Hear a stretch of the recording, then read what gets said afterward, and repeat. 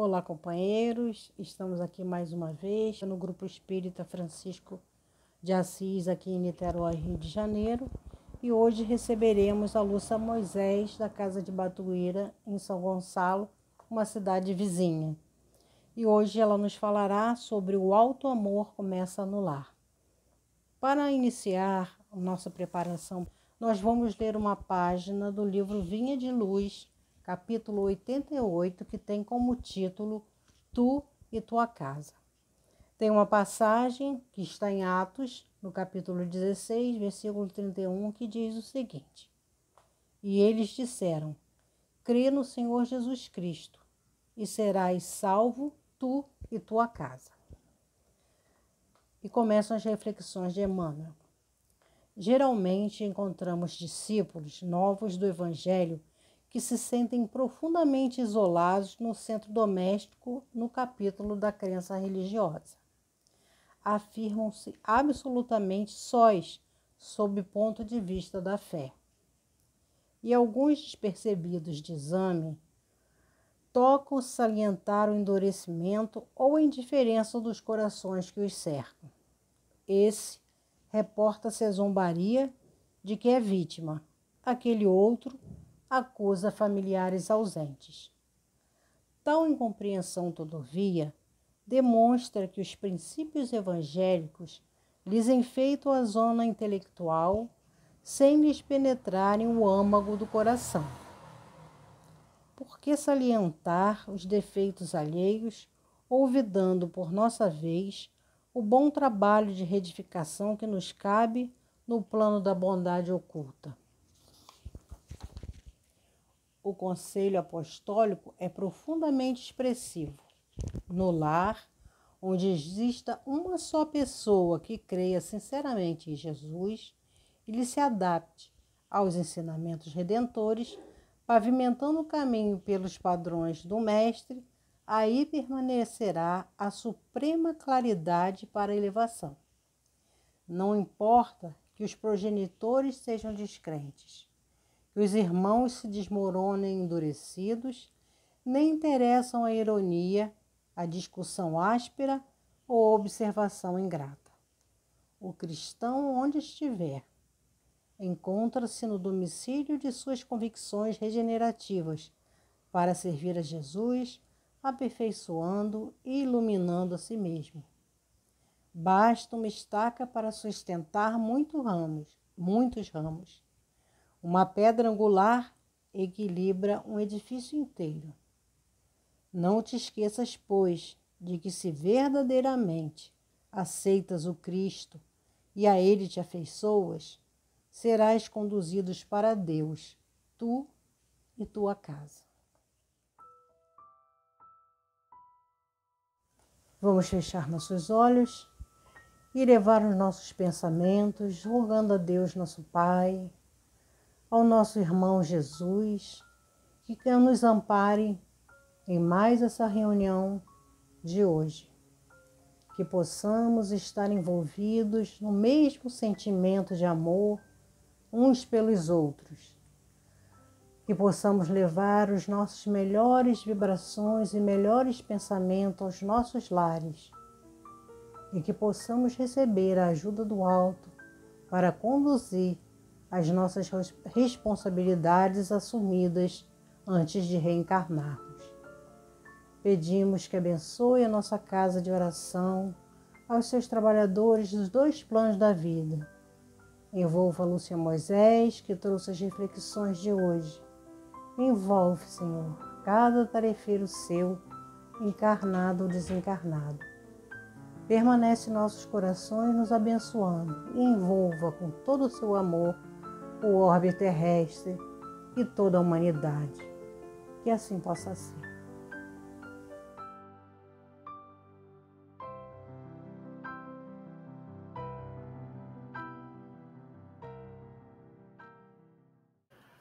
Eu queria começar agradecendo o convite.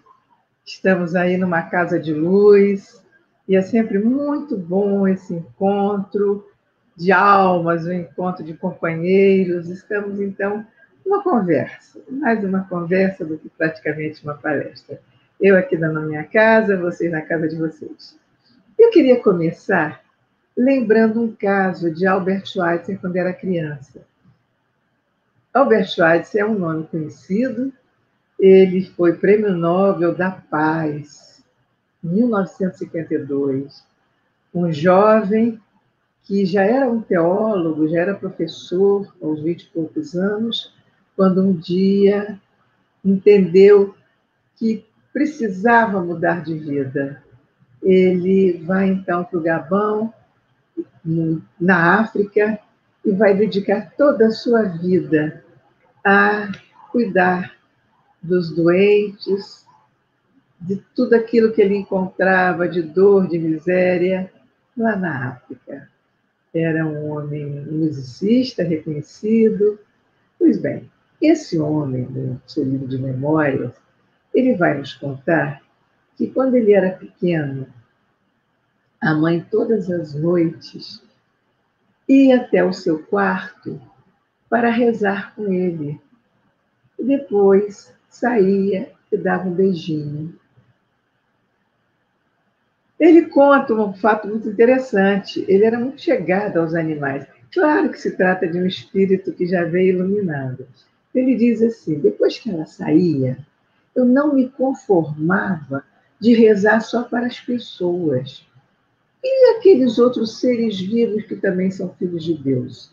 Então, em segredo, eu continuava a oração e dizia que Deus cuidasse de todos os seres que tinham vida e que eles pudessem ter uma noite de paz. É muito bonitinho isso, ver que esse menino, tão jovenzinho, tão criança ainda, que a mãe ia colocar para dormir, que a mãe dava beijinho e rezava junto. Ele traz isso no seu livro de memória, porque isso foi muito importante para ele. E vejam, ele se torna a pessoa que depois ele vai se tornar. Essa história é muito bonita, essa mãe que vai até a sua cama e que cuida, que ensina a orar. Mais bonitinha até do que o próprio fato dele rezar para os animais, porque isso é uma coisa da criança. Mas esta mãe, que para os seus afazeres, que tem marido, ele também era um pastor, tinha suas obrigações.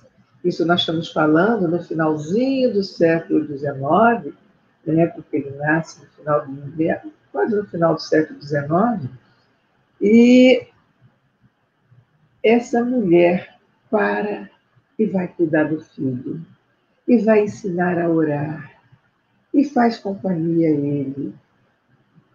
Essa é a lição que eu gostaria de trazer para a nossa reflexão. Será que nós, hoje, ainda fazemos isso? Será que todo mundo que tem filho abre um espaço para o que está fazendo e vai até a cama? Vai falar de Jesus, vai falar de Deus, vai ensinar a orar, vai acalentar, vai acarinhar o filho na hora de dormir. Por quê? Esse ato, o que se esconde atrás desse ato, é algo fantástico em termos de desenvolvimento emocional, desenvolvimento afetivo da criança. Porque isto ela percebe. A minha mãe para o que está fazendo e vem ficar comigo. Eu tenho valor. Eu sou importante para ela. Eu me sinto assim. Isto, queridos, é auto-amor. É desenvolver o auto-amor. Então, quando Jesus diz, amai ao próximo como a si mesmo, nós temos que trabalhar, e a gente aprende que fora da caridade não há salvação, que Jesus fala na importância do fazer ao outro aquilo que gostaria que fizesse a si mesmo. Tudo isso está implícito Ele vai mostrar para a gente que a caridade é o bem maior, é o que nós temos que fazer de maior. Então, eu fazer caridade, eu vou fazer caridade para o outro. Como que eu vou fazer para o outro se eu não consigo fazer para mim? Me amar, e perceber como uma pessoa de valor.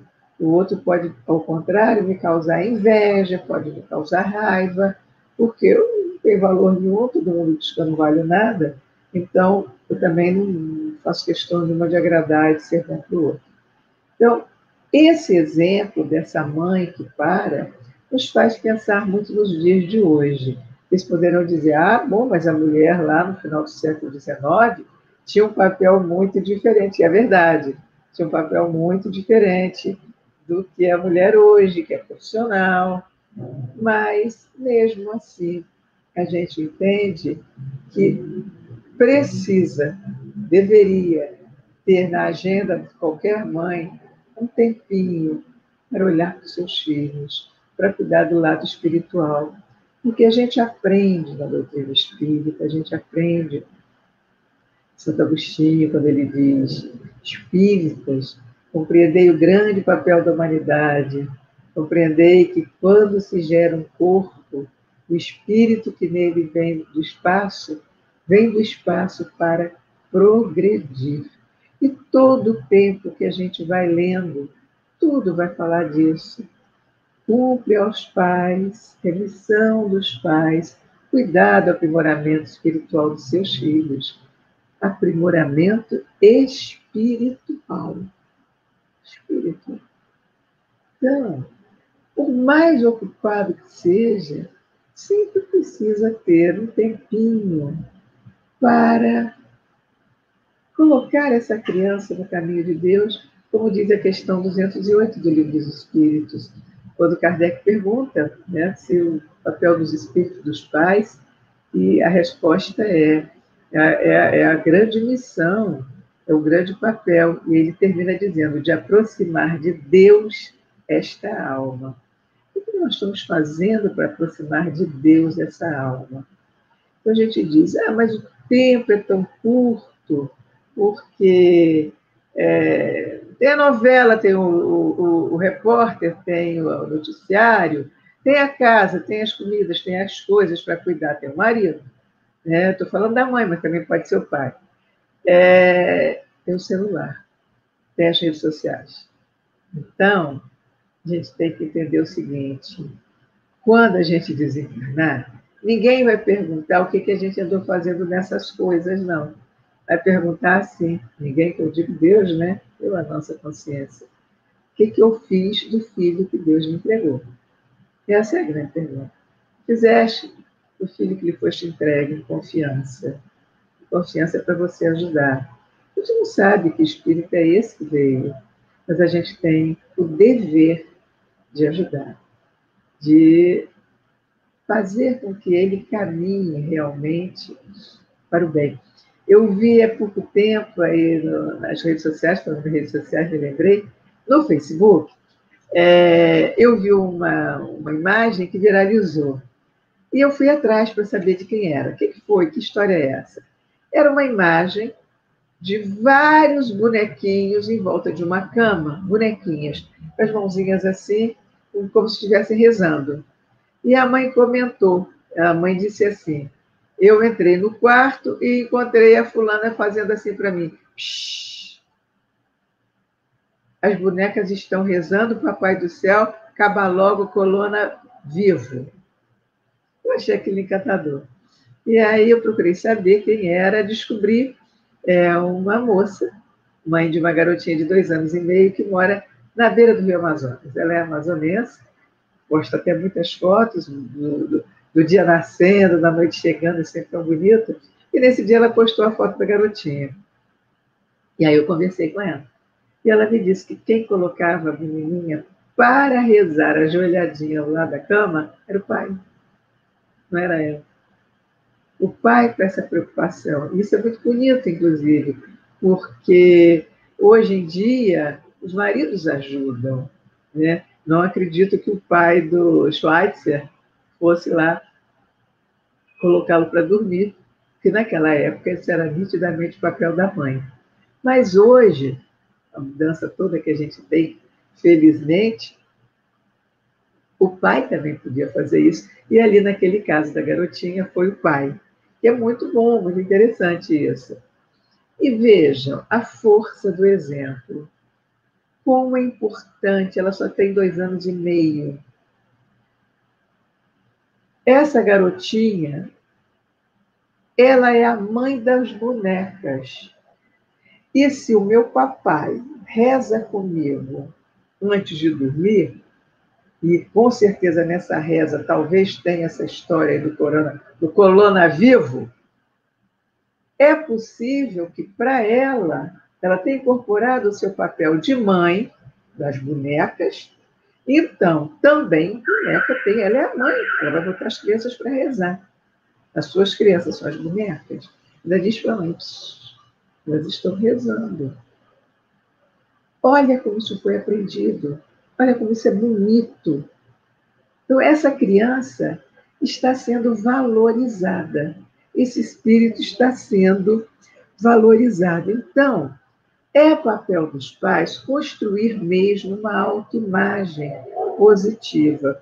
E, se me permitem, eu gostaria de dar assim, alguns detalhes dessa questão da formação de autoimagem, de autoestima, autoconceito. Quando a gente é muito pequeno, nós não damos conta, o cérebro não dá conta de fazer autoanálise. O que é que a gente acha que é? A gente é aquilo que a gente ouve as pessoas que a gente dá valor dizer que a gente é. Você é uma gracinha, você é uma bonequinha, você é um menino bom, mamãe está muito feliz com você, você é inteligente, você é caprichoso, você é amigo. Ele não sabe o que é.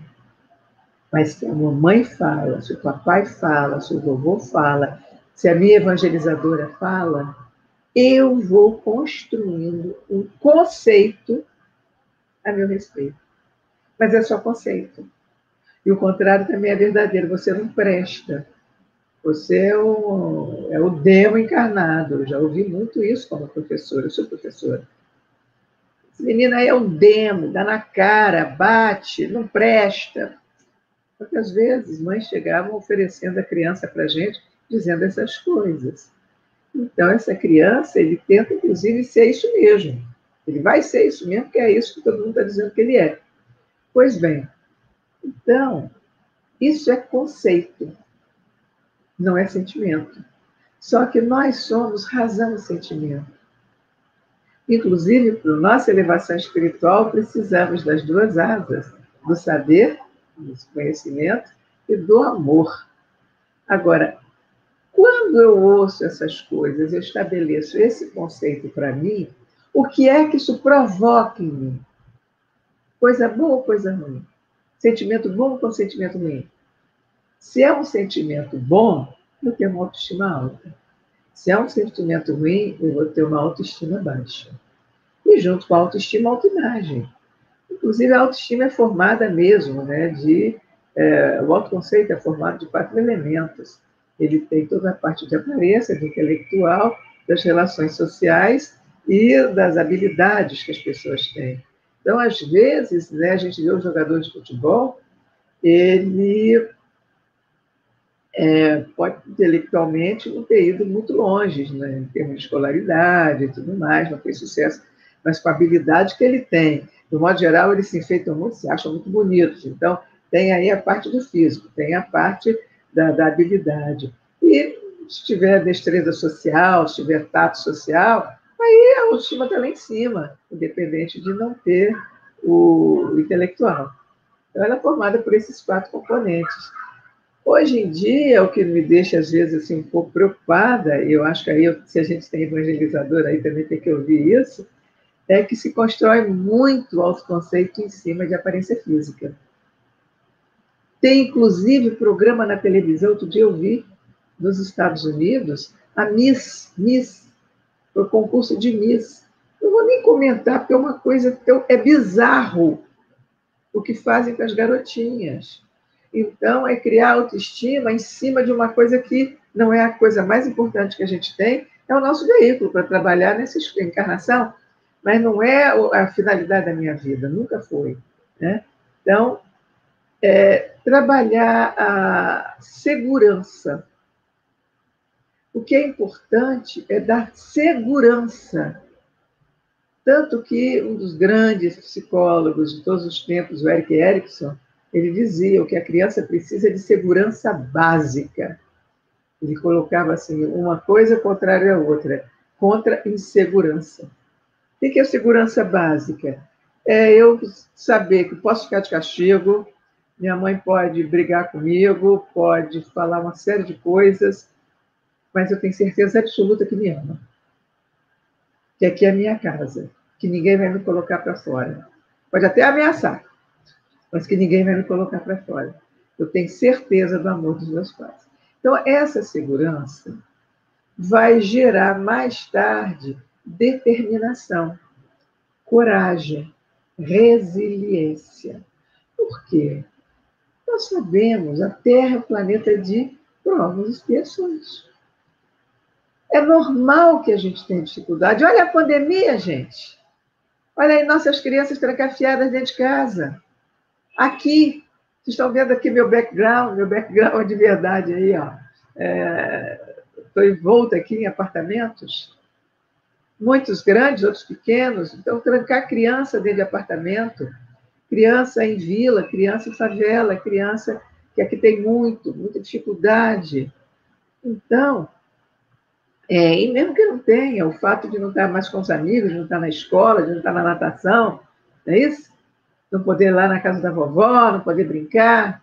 Então, nós precisamos criar filhos resilientes, filhos corajosos, filhos que não tenham medo da vida, que sejam preparados para a vida. E como é que você forma autoestima? Você pode sempre incentivar a criança, dar feedbacks positivos, mostrar para ela que ela tem valor. Mas isso, para virar autoestima, para virar autoamor, precisa ter o próprio reconhecimento da criança. Ela tem que se auto-perceber assim. Então, não adianta você jogar para cima dela confete, bater palminha, ai, que lindo, maravilhoso, mas se você não dá atenção, se você não vai lá rezar com ela, se você não carrega para evangelização, se você não participa da vida escolar dela, se você, enfim, N coisas. Então, não adianta se a fala não acompanha a ação.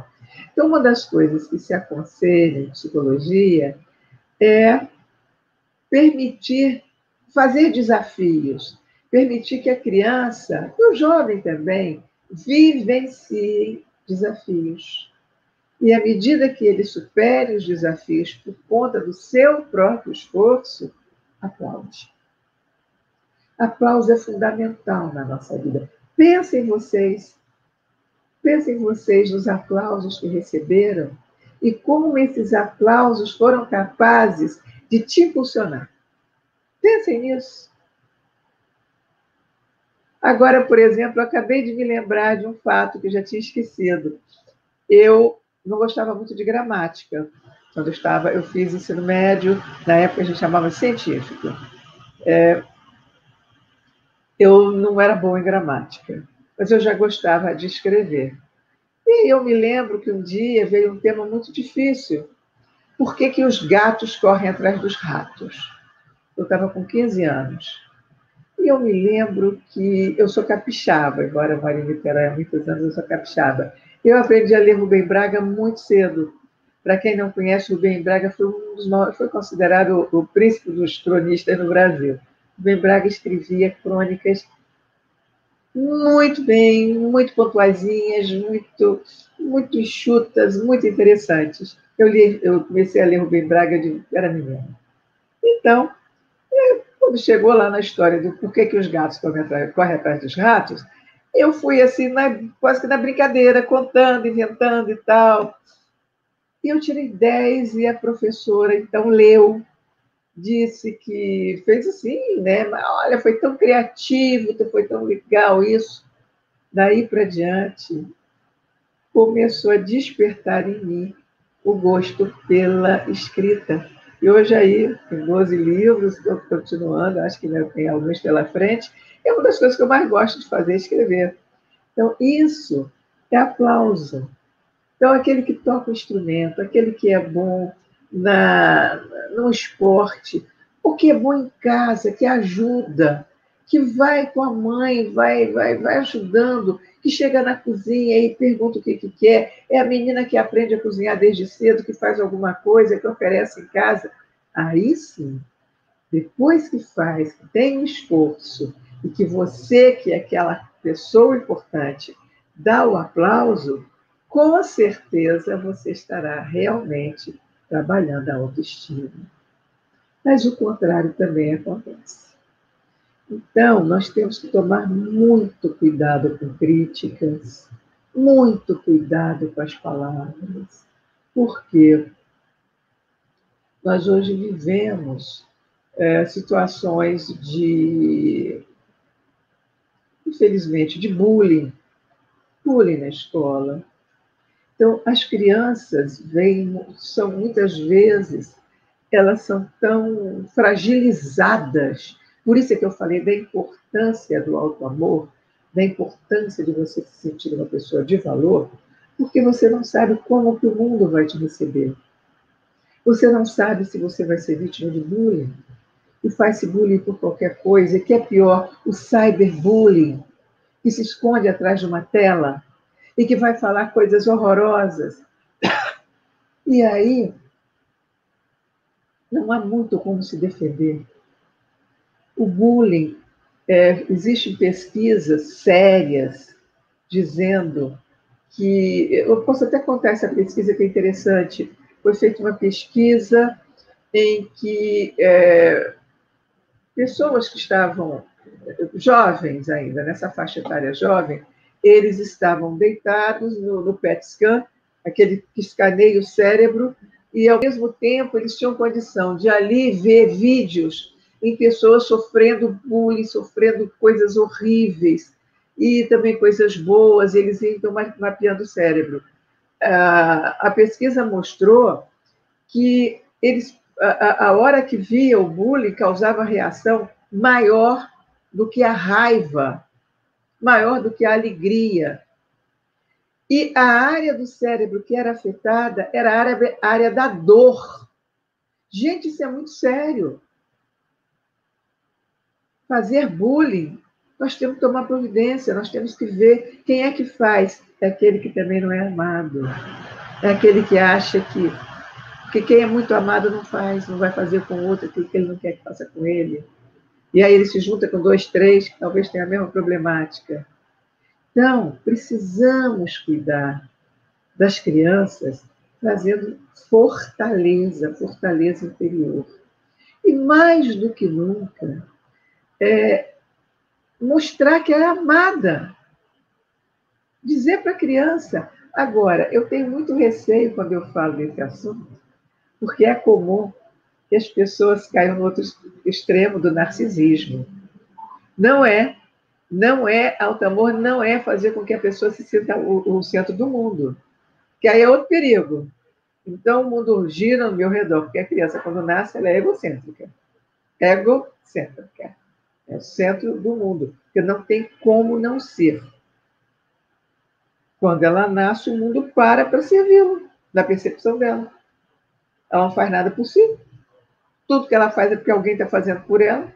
Então, até que ela comece a descentrar, ela vai achar que o mundo gira em torno dela. Só que dependendo da forma como você cria, e hoje a gente percebe que tem muitos pais que se dedicam tanto lá fora, que tem tão pouco tempo para colocar na cama, para rezar, para acompanhar o colégio, que acabam mimando, não dizendo não nunca, fazendo todas as vontades, fazendo reizinhos e princesas dentro de casa. E aí a princesa não está preparada para o mundo. Se ela sofre bullying, se ela está angustiada, se essa mãe está muito distante, não quer ouvir, não quer, se critica tudo, se tudo que ela faz está errado, ela pode se automutilar.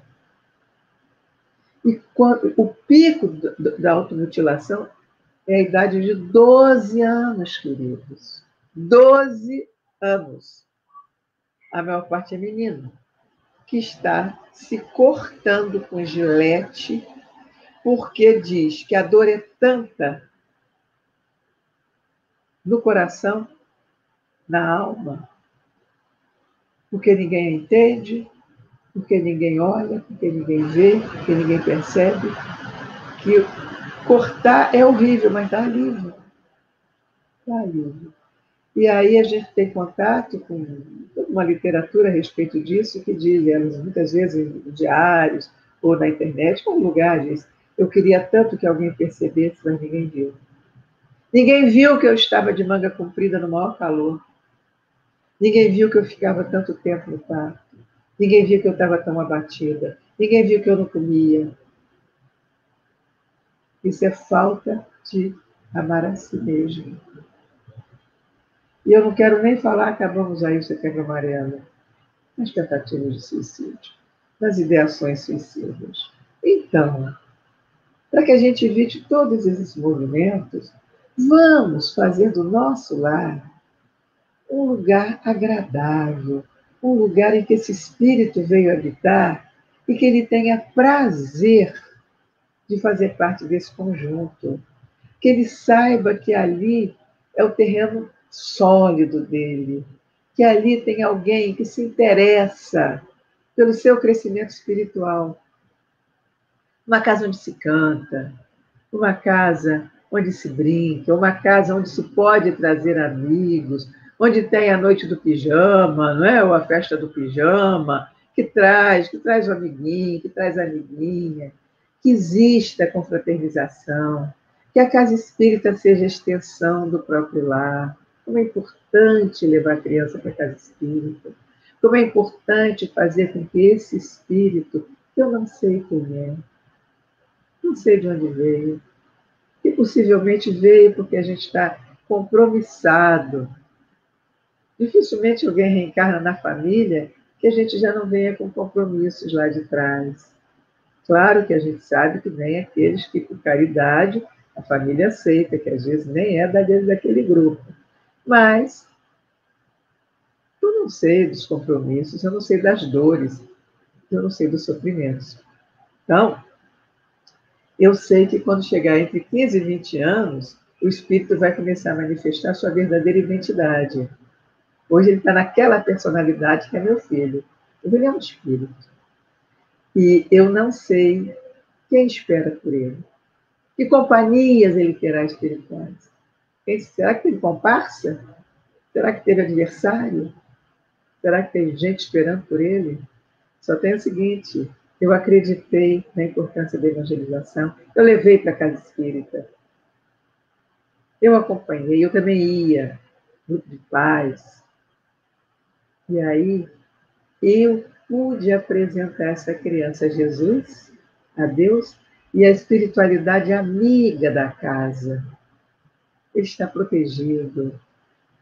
Quando ele estiver com 15, 16, 18 anos, a vibração dele é de tal ordem, diferente dessa vibração que eu falei, de comparsas, de inimigos, de adversários, ele não será alcançado. Olha que coisa maravilhosa que a gente pode fazer. Então, deixa eu ver as horas, são 7h30 já.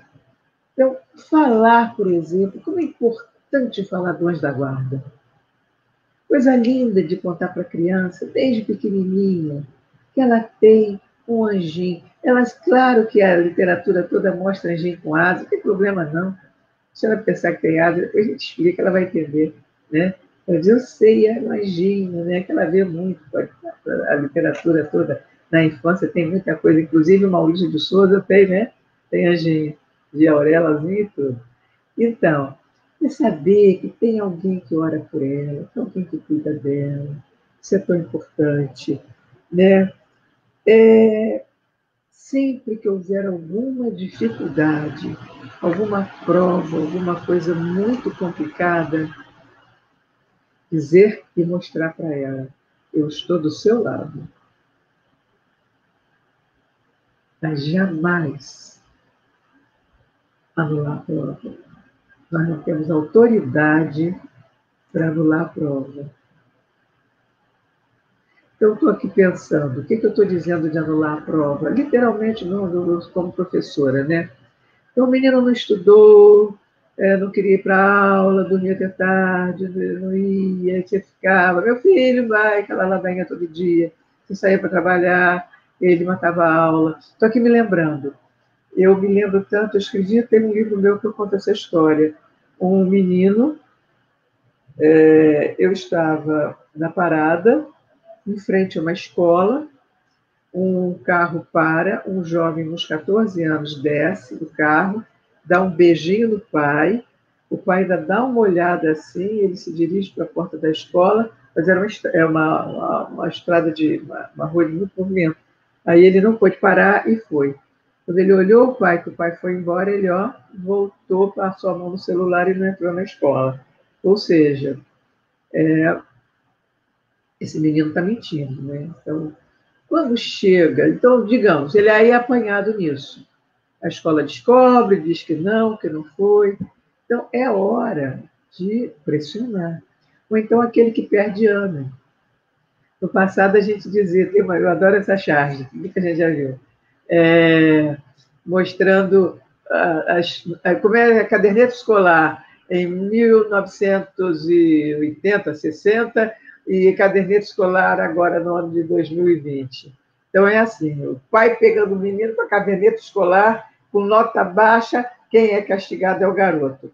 E hoje, quando o pai pega a caderneta que tem nota baixa, ele corre para a escola e vai brigar com a professora. Então é uma charge, né? Mas tem um fundo de verdade. Então, o que é isso? Como eu falo da dificuldade, esteja do lado, ajude, mas a prova é aquilo que vai fortalecer para as grandes provas da vida. Então, ficou reprovado, está em segunda época, recuperação, segunda época no meu tempo. Está em recuperação, eu não vou lá na escola, não vou brigar, não vou dar um jeitinho para ele passar de ano. Eu vou tirar de uma escola e botar numa mais facilzinha para ele poder ir em frente.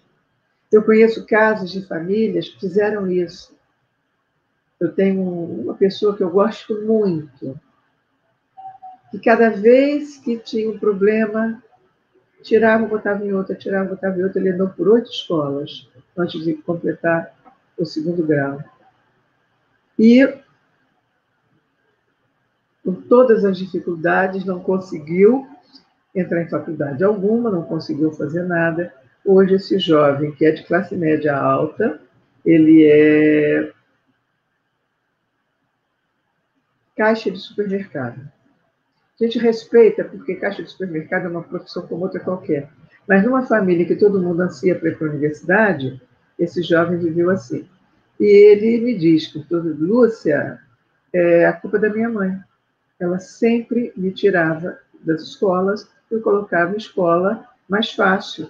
E aí, sempre, ia lá na escola, dizia que estava pagando, nós lá em casa nós somos 4 filhos, mas eu vou tirar todo mundo. Aí a escola voltava atrás. Ou seja, o que eu estou querendo dizer? Deixe viver a experiência. Cobre, cobra a responsabilidade. Cobra que você está fazendo a parte dele, ele tem que fazer a parte dele, você faz a sua, ele faz a dele. Peça ajuda em casa, essa pandemia está servindo muito para isso. A casa é um coletivo, a casa é de todos. E quando todos ajudam, todos se divertem depois, todos podem descansar depois. Mamãe não é escrava. Então, todas essas coisas são importantes que a gente tenha essa consciência. É importante dizer que vai estar junto todas as vezes que precisar. Conta comigo. Eu sou seu porto seguro. Agora anda direito. e faz com que ele aprenda a andar direito. Diga sempre que desejou a vinda, porque é uma coisa muito dolorosa a criança que ouve. Não queria nem que você nascesse, eu devia ter te abortado, não sei por que você veio.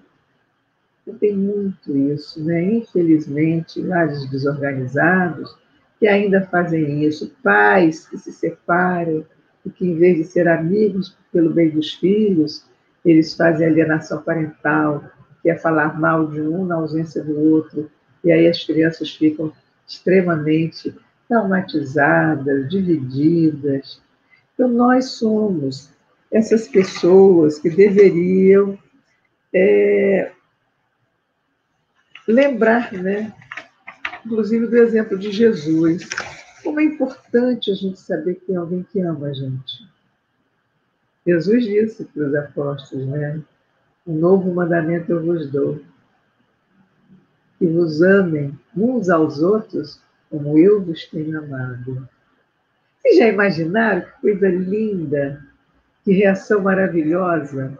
Aqueles que acompanhavam Jesus de perto, ali na Galileia, Mar da Galileia, ali, Cafarnaum, andando com ele para baixo, para cima, vendo tudo que ele fazia, com a maior admiração pelo Mestre, ouvir dele. O mandamento eu vos dou, que vos amei como eu vos tenho amado. É isso. É dizer sempre para eles que eles são amados, que têm esses amigos protetores, que cada vez que nós fazemos coisas boas, a espiritualidade fica feliz. Mas há ainda um último recadinho: lembrar sempre a eles que são espíritos e que nasceram para progredir. Todos nós viemos à Terra para progredir. E esse progresso se faz na medida que a gente se torna melhor. Não é pelas roupas, não é pela grife, não é pelo celular novo, não é pela escola em que estuda. Nada disso é tão importante quanto o adiantamento moral. É isso que vai contar. O bem que se faz. Pois Deus te deu um filho de um jeito, você tem a obrigação de levá-lo, entregá-lo melhor. E aí, diz Santo Agostinho, você será fartamente recompensado pela alegria de saber que entregou um filho a Deus melhor do que recebeu.